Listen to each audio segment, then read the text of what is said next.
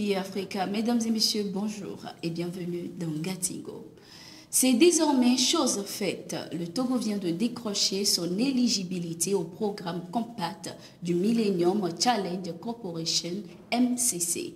L'annonce a été faite par le président américain Joe Biden hier 14 décembre 2022 à Washington à l'occasion de l'US Africa Leaders Summit.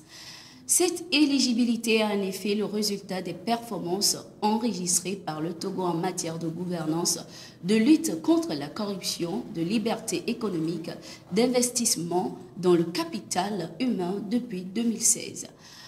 Au nouveau tableau de bord du Millennium Challenge Corporation, d'après le gouvernement, le Togo a validé 14 indicateurs sur les 20 requis en éliminant plusieurs indicateurs dans les 3 catégories que sont la liberté économique, la bonne gouvernance et l'investissement dans le capital humain.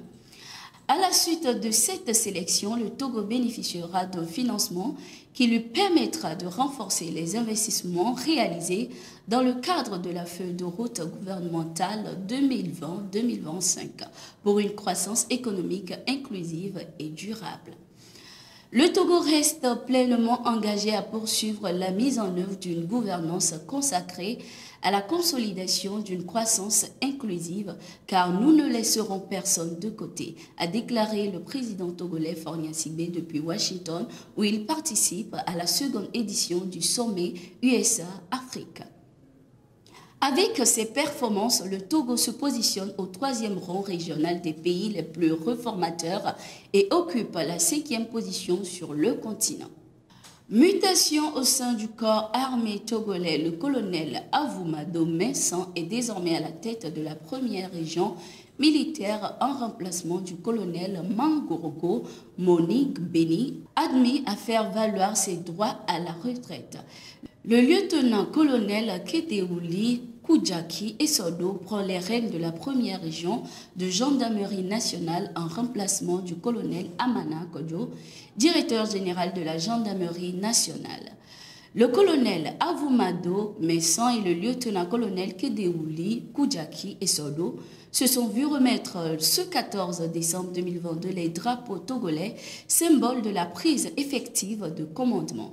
En recevant son drapeau, le commandant de la première région militaire, le colonel Avoumado Messan, a évoqué l'environnement sécuritaire actuel marqué par des menaces terroristes de tout genre.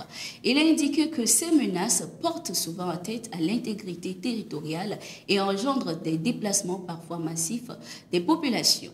Dans cette situation, la menace utilisant des moyens opératoires non conventionnels reste très difficile à identifier, à circonscrire et à cerner. C'est pourquoi nous voulons compter sur la collaboration sans faille de toute la population et le renforcement des relations entre les forces armées et la nation, a-t-il indiqué.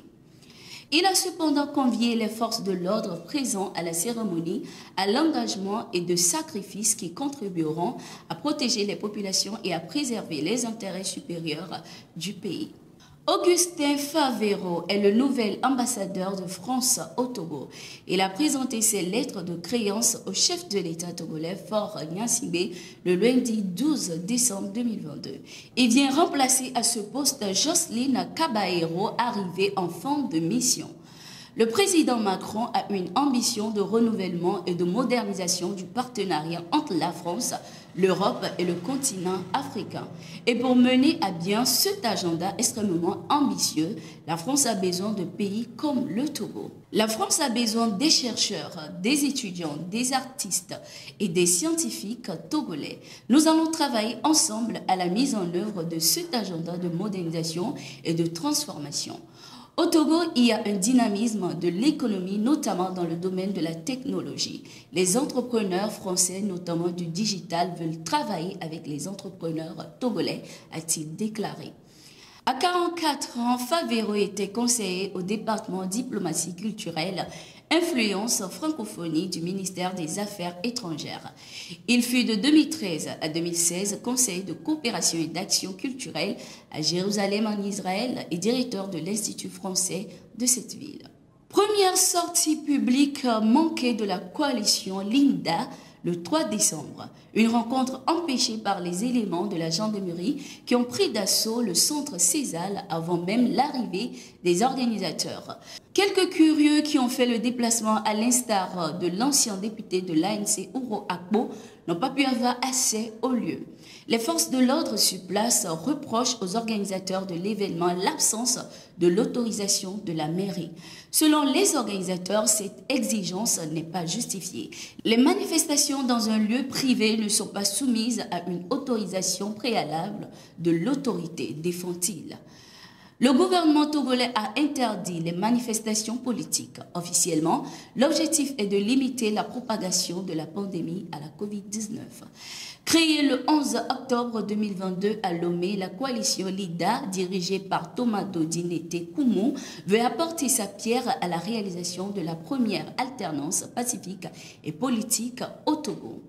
Et voilà, c'est la fin de ce numéro de Gatingo. Merci d'être resté avec nous. Abonnez-vous à nos pages pour ne rien manquer de l'actualité sur le continent. Nos programmes sont aussi disponibles sur le site www.toafrica.com.